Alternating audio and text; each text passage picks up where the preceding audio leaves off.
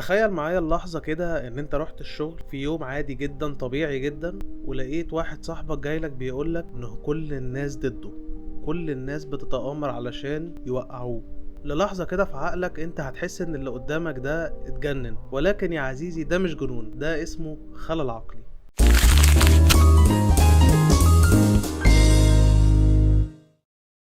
أعزائي المشاهدين، أهلا بكم في حلقة جديدة من برنامج ملوش لازمة. كل سنة وانتم طيبين. العيد خلص الحمد لله، ما كانش فيه حلقة الجمعة اللي فاتت لأن بصراحة كانت تجهيزات العيد وحاجات زي كده، فكل سنة وانتم طيبين مبدئيا، وأهلا بكم في حلقة جديدة. النهاردة هنتكلم شوية عن الخلل العقلي. كتير مننا ممكن يكون مر بأوقات حس فيها إن هو مش أحسن حاجة، أو إن عقله مش شغال كويس، أو شاف حد عنده مشكلة عقلية بشكل ما. قبل ما نبدأ نتعمق أكتر في الموضوع ده، خلينا نفهم الأول يعني إيه خلل عقلي.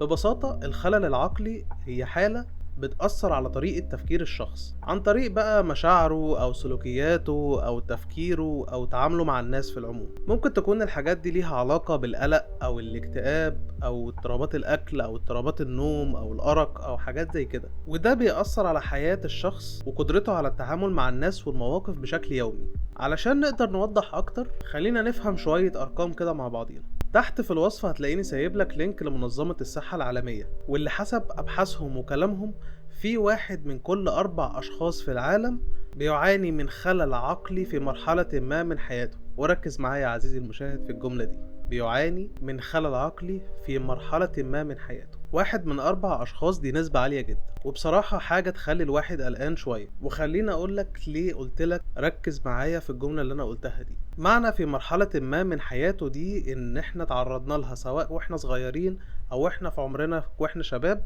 أو حتى ممكن حد يتعرض لها وهو كبير. مش معنى إن شخص عنده خلل عقلي يبقى ده معناه إن هو مجنون. الخلل العقلي حاجة والجنون حاجة تانية خالص. نيجي للأسباب بقى. في حاجات كتيرة جدا ممكن تؤدي لخلل عقلي. أهم الأسباب اللي ممكن الواحد يشوفها في حياته وهي التعرض لضغوطات نفسية. من كتر ما أنت بتتعرض لضغوطات نفسية في حياتك أو في شغلك أو في تعاملك مع الناس، بتبدأ تتحول حياتك العادية دي لوجود خلل عقلي عندك. ممكن كمان يكون الموضوع بسبب صدمات، واحد فقد شخص عزيز عليه مثلا، أو مشاكل في علاقات ما بين 2 متجوزين أو مخطوبين أو حتى مرتبطين، أو حتى لو كانوا 2 أصحاب. وممكن كمان يكون بسبب إصابات في الدماغ، والإصابات دي ممكن تكون حصلت لحد وهو صغير وأثرت عليه بس وهو كبير. علشان كده منظمة الصحة العالمية قالت إن الموضوع ده ممكن يكون حصل لحد في مرحلة ما في حياته. طب ازاي نقدر نعرف الحد اللي عنده خلل عقلي؟ مبدئيا انت عمرك ما هتركز مع الناس كلها، خلينا نكون متفقين على ده، ولكن في بعض العلامات اللي بتظهر على شخص انت متعود تتعامل معاه بتخليك فجأة تحس بالقلق. زي ان الشخص ده يكون عنده تغيرات مزاجية كتيرة جدا، مزاجه على طول متغير، او ان حد فجأة تلاقيه مرة واحدة زعلان بشكل كبير، او بيقعد فترات طويلة زعلان او مهموم. او حتى الحاجة اللي اتكلمنا عليها في اول الحلقة، انك تلاقي حد قلقان قلق غير طبيعي من كل الناس اللي حواليه، وهو شايف ان الناس كلها بتتآمر ضده او بتتعامل ضده. وفي تغيرات جسدية كمان ممكن توضح ان الشخص اللي قدامك ده بقى في مرحلة الخلل العقلي. زي ايه مثلا؟ زي تغيرات في الوزن،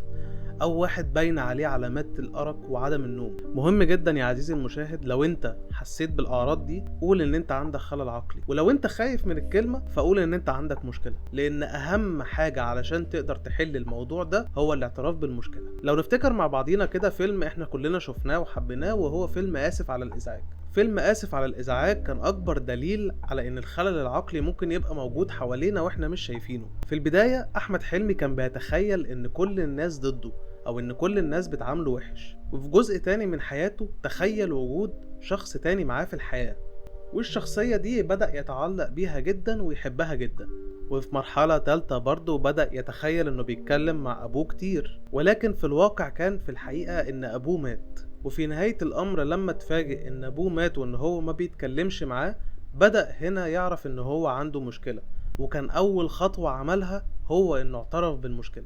علشان كده بقولك يا عزيزي المشاهد إن الأعراض ممكن تكون بسيطة بالنسبة لأي حد، ولكن في الحقيقة هي لو فضلت تتراكم وتتراكم هتتحول لمشكلة كبيرة، ومشكلة ممكن تأثر عليك لفترة طويلة جدا. لو جينا اتكلمنا على مرحلة العلاج، مش شرط يكون العلاج عن طريق مصحة أو عن طريق ثيرابيست أو عن طريق أدوية. حتى علاج الخلل العقلي بيكمن في الأول وفي الآخر من داخل الشخص. لو انت حسيت ان فجأة انت عندك خلل عقلي واعترفت بالمشكلة دي، فانت أول واحد تقدر تحل مشكلتك بنفسك. أهم حاجة انك تبدأ تتكلم مع الناس اللي حواليك، لأن ده هيقلل من أي خطر انك انت تتعرض لحالة نفسية أسوأ من اللي انت فيه. وصدقني مهما دورت هتلاقي ناس كتير حواليك بتديلك الدعم اللي انت عايزه علشان تقدر ترجع زي الأول وأحسن.